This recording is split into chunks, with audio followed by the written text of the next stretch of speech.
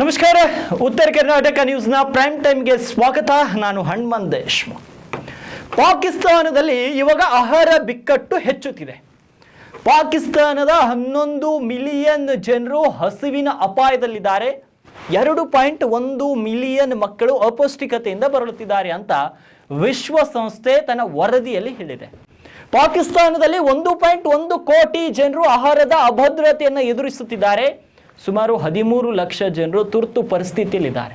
ಅಂದರೆ ಅವರು ಬರಗಾಲದಿಂದ ಕೇವಲ 1 ಹೆಜ್ಜೆ ದೂರದಲ್ಲಿದ್ದಾರೆ ಅಂತ ಅರ್ಥ.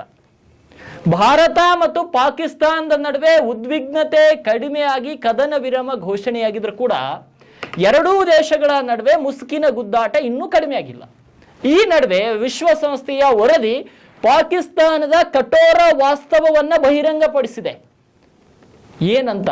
1.1 ಕೋಟಿಗೂ ಹೆಚ್ಚು ಅಂದರೆ 11 ಮಿಲಿಯನ್ ಜನರು ತೀವ್ರ ಹಸಿವಿನಿಂದ ಬಳಲ್ತಾ ಇದ್ದಾರೆ. ಪಾಕಿಸ್ತಾನವು ತನ್ನ ಜನರಿಗೆ ಆಹಾರವನ್ನ ನೀಡಲು ಹೆಣಗಾಡ್ತಾ ಇದೆ. ಮೇ 16 ಶುಕ್ರವಾರದಂದು ವಿಶ್ವಸಂಸ್ಥೆಯ ಆಹಾರ ಮತ್ತು ಕೃಷಿ ಸಂಸ್ಥೆ ಬಿಡುಗಡೆ ಮಾಡಿದ ಆಹಾರ ಬಿಕ್ಕಟ್ಟು ಜಾಗತಿಕ ವರದಿ 2025ರಲ್ಲಿ ಈ ವಿಷಯವನ್ನ ಬಹಿರಂಗಗೊಂಡಿವೆ.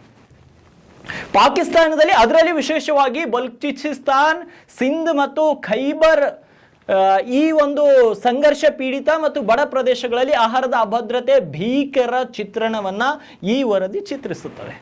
ಅಂದರೆ ಈ ವರದಿಯ ಪ್ರಕಾರ 1.1 ಕೋಟಿ ಜನರು ಆಹಾರದ ಅಭದ್ರತೆಯನ್ನು ಎದುರಿಸುತ್ತಿದ್ದಾರೆ.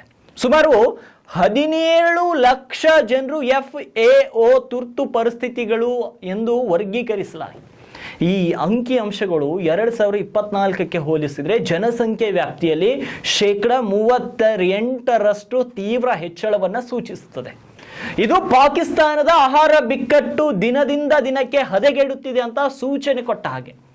ಈ ಬಿಕ್ಕಟ್ಟಿನ ಬಹುಪಾಲು ತೀವ್ರ ಹವಾಮಾನ ಪ್ರಭಾವ, ಬಡತನ, ದಶಕಗಳ ರಾಜಕೀಯ ನಿರ್ಲಕ್ಷ್ಯದಿಂದ ಪೀಡಿತವಾಗಿರುವಂತಹ 68 ಪ್ರದೇಶಗಳಲ್ಲಿನ ಗ್ರಾಮೀಣ ಜಿಲ್ಲೆಗಳಲ್ಲಿ ಬೇರೂರಿದೆ. ದುರಂತದ ನಂತರ ಈ ವಲಯಗಳಲ್ಲಿನ ಸುಮಾರು 22 ಜನಸಂಖ್ಯೆಯು ಹಸಿವಿನ ಅಂಚಿನಲ್ಲಿದೆ.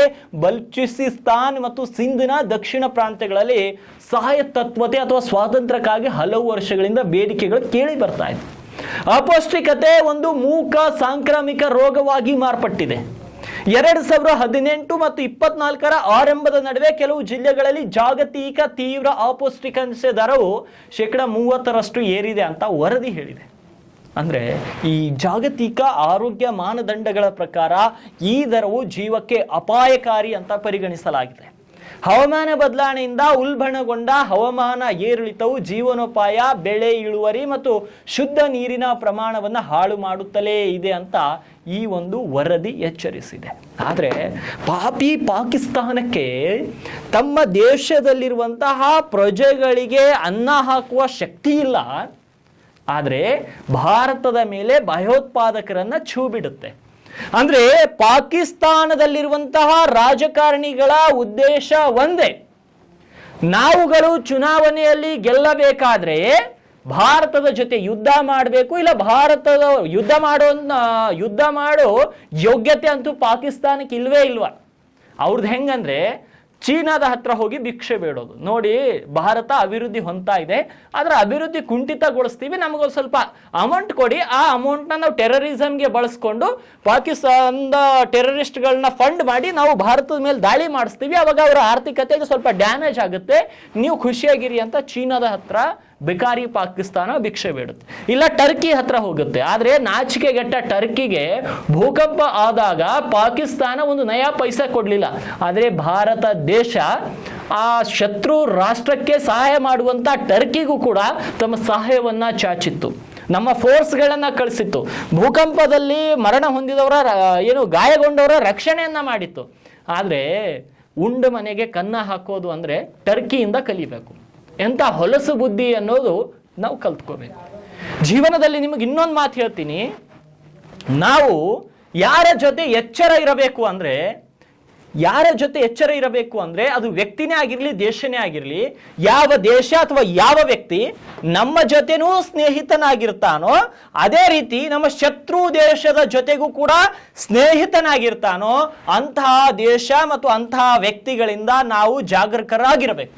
ಇಲ್ಲದಿದ್ರೆ ನಮ್ಮ ಕಾಲ ಮೇಲೆ ನಾವೇ ಕಲ್ಲು ಹಾಕೊಂಡಂಗಾಗತ್ತೆ. ಈಗ ಟರ್ಕಿ ವಿಷಯದಲ್ಲಿ ಕೂಡ ಅದೇ ಆಗಿತ್ತು.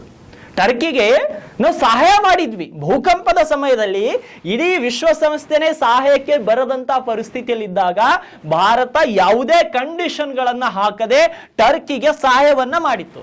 ಆದ್ರೆ ಪಹಲ್ಗಾಮ್ ಘಟನೆ ನಡೆದು ಅದಕ್ಕೆ ಪ್ರತೀಕಾರವಾಗಿ ಆಪರೇಷನ್ ಸಿಂಧೂರ್ ನಡೆದಾಗ ಟರ್ಕಿ ಪಾಕಿಸ್ತಾನಕ್ಕೆ ಬೆಂಬಲ ಕೊಡುತ್ತೆ. ಅಂದ್ರೆ ನಮ್ಮ ಮನೆ ಕಷ್ಟದಲ್ಲಿದ್ದಾಗ ನಮ್ಮನೆ ಅನ್ನ ತಿಂದು ಇವಾಗ ಶತ್ರು ರಾಷ್ಟ್ರಕ್ಕೆ ಬೆಂಬಲ ಕೊಡ್ತಾ ಇದೆ ಟರ್ಕಿ. ಇಂಥವುಗಳಿಂದ ನಾವು ಜಾಗರೂಕರಾಗಿರಬೇಕು. ದೇಶದ ವಿದೇಶಾಂಗ ಸಚಿವರುಗಳು ಮತ್ತು ವಿದೇಶಾಂಗ ಕಾರ್ಯದರ್ಶಿಗಳು ಇಂತಹ ದೇಶಗಳು ಯಾವ್ಯಾವು, ಮಾಲ್ಡೀವ್ಸ್ ಇರ್ಬೋದು, ಮತ್ತೆ ಟರ್ಕಿ ಇರಬಹುದು, ಈಗ ಸದ್ಯದ ಬಾಂಗ್ಲಾದೇಶ ಇರಬಹುದು, ಇವುಗಳ ಮೇಲೆ ನಿಗಾ ವಹಿಸುವುದು ಬಹಳ ಉತ್ತಮ. ಯಾಕಂದ್ರೆ ನಾನು ಮೊದಲು ಹೇಳ್ತಾ ಇದ್ದೆ ಅಲ್ಲ, ಈ ನಾಯಿಗಳಿಗೆ ಹಂದಿಗಳಿಗೆ ನೀವು ಎಷ್ಟೇ ಒಳಿತು ಮಾಡ್ರಿ, ಈಗ ಒಂದು ಹಂದಿ ಮತ್ತೆ ನಾಯಿಗಳಿಗೆ ನೀವು ಬೇಡಪ್ಪ ಬೀದಿಯಲ್ಲಿ ಇರಬೇಡಿ ಅಂತ ಕರೆದು ತಂದು ಅದಕ್ಕೆ ಡವ್ ಸಾಬೂನು ಇಲ್ಲ ಮೆಡಿಮಿಕ್ಸ್ ಸಾಬೂನು ಹಾಕಿ ಎಷ್ಟೇ ತೊಳೆದು ಎಷ್ಟೇ ಶುಚಿಯಾಗಿಟ್ರು ಕೂಡ ಹಂದಿ ಎಲ್ಲಾದ್ರೂ ಕೆಸರು ಕಾಣುತ್ತಂದ್ರೆ ಅದರಲ್ಲಿ ಹೋಗಿ ತನ್ನ ದೇಹವನ್ನ ಹೆಂಗಾದ್ರೂ ಮಾಡಿ ತಂಪು ಮಾಡ್ಕೋಬೇಕಂತ ಕೆಸರಲ್ಲಿ ಆಟ ಆಡುತ್ತೆ. ನಾಯಿ ಎಲ್ಲಾದ್ರೂ ಹೇಸಿದ್ರೆ ಹೋಗಿ ತಿಂದು ಬರುತ್ತೆ. ಈ ಟರ್ಕಿ, ಬಾಂಗ್ಲಾದೇಶ ಮತ್ತೆ ಈ ಮಾಲ್ಡೀವ್ಸ್ ಇವೆಲ್ಲ ಹಂದಿ ಮತ್ತೆ ನಾಯಿ ಗುಣಗಳನ್ನು ಹೊಂದಿದ್ದಾವೆ. ಇವು ಹೊಲಸು ತಿನ್ನೋ ಕೆಲಸನೇ, ಹೇಸ್ ತಿನ್ನೋ ಕೆಲಸನೇ ಮಾಡ್ತವೆ. ದೇಶದ ನಾಗರಿಕರು ಮತ್ತು ದೇಶದ ಎಲ್ಲ ಒಳ್ಳೆಯ ವಿದೇಶಾಂಗ ಸಚಿವರು, ವಿದೇಶಾಂಗ ಕಾರ್ಯದರ್ಶಿಗಳು ಎಲ್ಲರೂ ಕೂಡ ಈ ದೇಶಗಳ ಮೇಲೆ ನಿಗಾ ವಹಿಸೋದು ಉತ್ತಮ. ಸೊ ಪಾಕಿಸ್ತಾನದಲ್ಲಿ ತಿನ್ಲಿಕ್ಕೆ ಅನ್ನ ಸಿಗ್ತಾ ಇಲ್ಲ, ಅವರು ನಮ್ಮಲ್ಲಿ ಭಯೋತ್ಪಾದನೆಯನ್ನು ಛೂ ಬಿಡ್ತಾ ಇದೆ. ಇದು ಈ ದೇಶದ ಜನರು ಅರ್ಥ ಮಾಡ್ಕೊಳ್ಬೇಕು. ಆದರೆ ಪಾಕಿಸ್ತಾನ ಈಗಲಾದರೂ ಬುದ್ಧಿ ಕಲಿಬೇಕು, ಇಲ್ಲ ಅಂದ್ರೆ ತನ್ನ ಅವನತಿಯನ್ನು ತಾನು ಮಾಡ್ಕೊಳ್ಳುತ್ತೆ.